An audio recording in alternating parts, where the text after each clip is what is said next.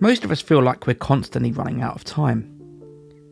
Work fills the day, chores fill the gaps, and the small routines of life slowly erode the space that's supposed to be left for leisure, hobbies, creativity, or just rest.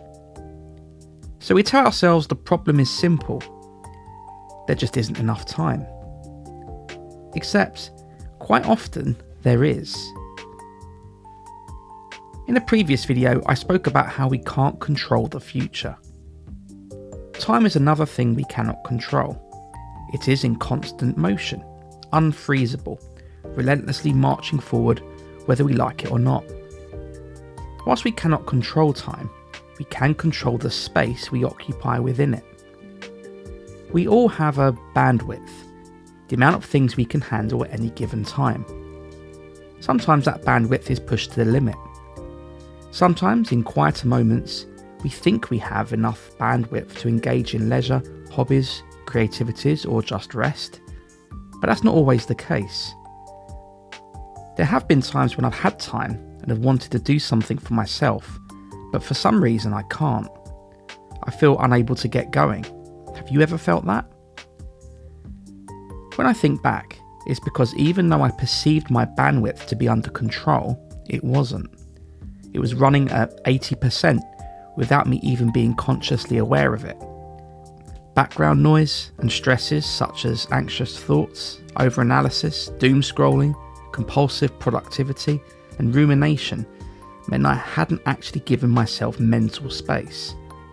And the strange thing is, when your bandwidth is already this full, even simple things can feel difficult. Starting a book, picking up a hobby, beginning a creative project. Not because they're hard, but because there's no space left to enter them. And there lies the distinction. I didn't need more time, I needed more space. One of the reasons space disappears so easily is that the mind doesn't like silence. It fills the gaps with analysis, with worry, with comparison. A conversation from earlier in the day replays in your head. An unfinished task nags quietly in the background. A quick check of the news becomes 20 minutes of scrolling. None of these things take much time individually, but they take space. And when the space is gone, even the simplest leisure activity can feel strangely out of reach. Reading becomes difficult, creative work feels heavy. Even relaxing can feel like another task. Not because we don't have time, but because the mind is already full. Lately, I've been thinking about how space actually gets created. Not by forcing productivity, not by trying to optimise every hour, but through a quieter cycle. It starts with understanding how our minds work, understanding the habits that quietly fill our mental bandwidth. When we begin to notice these patterns, something interesting happens. A little space appears, and in that space, connection becomes easier. Connection with the activity in front of us, connection with other people, connection with the present moment.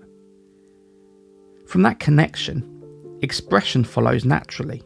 Writing, music, conversation, ideas. Expression is simply understanding made visible. And sometimes without planning it, expression creates impact. A thought resonates. A piece of music moves someone. A conversation helps another person see something differently. Impact isn't something we can chase directly. It's something that emerges from the space we create. And that's why I've started to think that the real problem isn't time. Most of us already have moments of it. An evening, a weekend, a quiet hour. The real challenge is protecting the space within these moments. Reducing the background noise, letting the mind settle, allowing ourselves to be fully present with whatever we're doing. When that space exists, something simple happens. Reading becomes immersive, creative work feels lighter. Even ordinary activities can feel strangely meditative. Not because we suddenly have more time, but because we finally have space inside it. Maybe the goal isn't to control time. Maybe the goal is simply to create enough space within it to actually experience it.